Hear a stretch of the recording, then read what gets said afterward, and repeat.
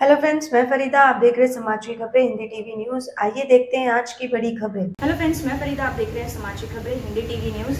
मुंबई शहर नशा केंद्र बनते जा रहा है। नशे की लत में फंसकर युवा पीढ़ी का वर्तमान और भविष्य दोनों ही बर्बाद हो रहे हैं। आज सदन का ध्यान इस गंभीर मामले की ओर आकर्षित करते हुए मलाड विधानसभा के एमएलए मिस्टर असलम शेख जी ने ड्रग्स बेचने वाले की संपत्ति जब्त करने के साथ ऐसे अपराध पर अंकुश लगाने के लिए विशेष कानून बनाने की मांग की। आइए देखते हैं वीडियो।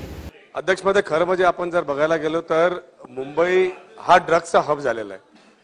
डीपीडीसीची मीटिंग असू दे की कुठलाही प्लॅटफॉर्म असू दे, सगळे जनप्रतिनिधी मुंबईमध्ये एकच प्रश्न मोठ्या प्रमाणात काढतात ते ड्रग्सच्या संदर्भात।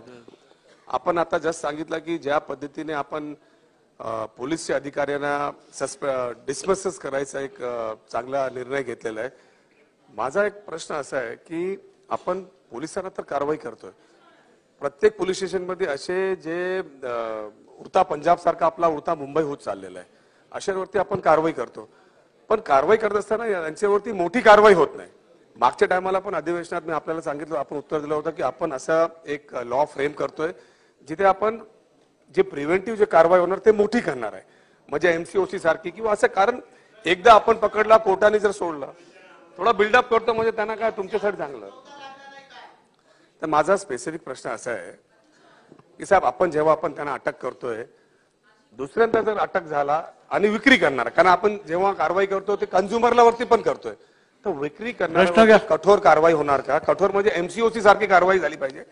आणि परस्पर जसं आपण अधिकाऱ्यांना आपण डिसमिस करतो, त्याच पद्धतीने जे हे विकणारे लोक आहेत त्यांची घरं, त्यांची बँक, त्यांची प्रॉपर्टी हे सगळे सील झाले पाहिजे, म्हणजे त्यांना कुठलाही परत स्कोप या बिझनेसमध्ये येता कामा नये। दोन गोष्टी या निमित्ताने मला आपल्या लक्षात आणून द्यायच्या आहेत की कमर्शियल क्वांटिटी अर्धी करणे या संदर्भातला आपला प्रस्ताव केंद्र सरकारकडे गेला आहे।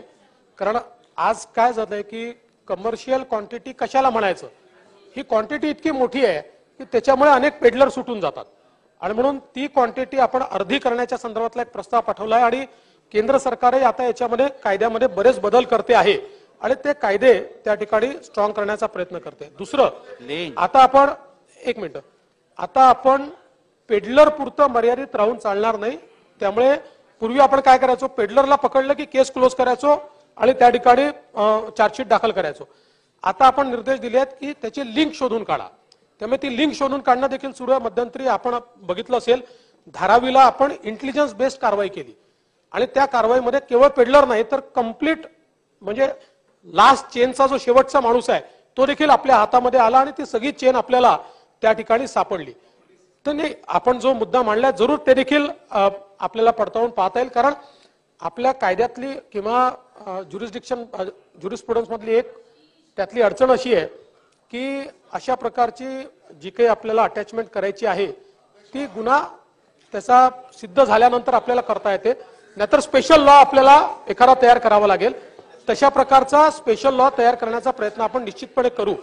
आणि जागेवर जर तुम्हाला बोलायचं आहे ना, एक अजून याच्यामध्ये आपल्या लक्षात आणून देतो की एक मिनिट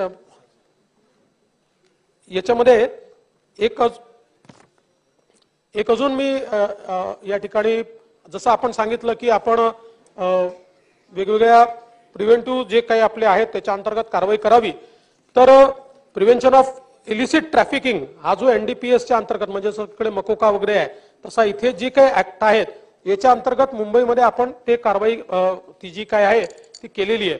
याच्यामध्ये आता आपल्या समोर जी आव्हान आहेत ती अशी आहेत की पूर्वी पेडलर्स असायचे, आता डिजिटल ट्रान्झॅक्शन सुरू झाले आहेत। म्हणजे वेगवेगळ्या प्रकारचे इंस्टाग्राम सारखा सोशल मीडिया प्लॅटफॉर्म, हा social media platform market place झालाय आणि गुगल पे किंवा इतर जे डिजिटल ट्रान्झॅक्शन्स आहेत त्याच्या थ्रू पेमेंट होतं आणि कुरिअरच्या थ्रू डिलिव्हरी होते। त्यामुळे ते आपल्याला शोधून काढणं कठीण जातं, पण तरी देखील जेवढ्या कुरिअर एजन्सीज आहेत त्यांना एसओपी आपण दिलेली आहे, त्यांच्याकडे सर्च करणं सुरू आपण केलेलं आहे। त्यांना आपण हे सांगितलंय की जर तुमच्याकडे असं पॅकेज आढळलं तर जशी पॅकेज पाठवणारीची जबाबदारी असेल तशी तुमची देखील असेल, कारण तुम्हाला या संदर्भात अशा पॅकेजेसमध्ये त्याची पडताळणी, आता त्याचे काही नवीन गॅजेट्स देखील आपण घेतलेले आहेत किंवा मागच्या काळामध्ये आपण बघितलं की जे कंटेनर्स आपल्या JNPT पोर्टवर येतात, कंटेनरमध्ये वर वेगळ्या गोष्टी असतात, खाली वेगळ्या गोष्टी असतात, त्याची ऍडव्हान्स मशिनरी आता आपण घेतली आहे की ते कंटेनर पास होताना आपण त्या ठिकाणी त्या कंटेनरमध्ये काय आहे, म्हणजे खाली जर ड्रग्ज असतील तर ते देखील आपल्याला आयडेंटिफाय करता येतील, अशा प्रकारच्या सगळ्या कारवाई आपण त्या ठिकाणी केल्या।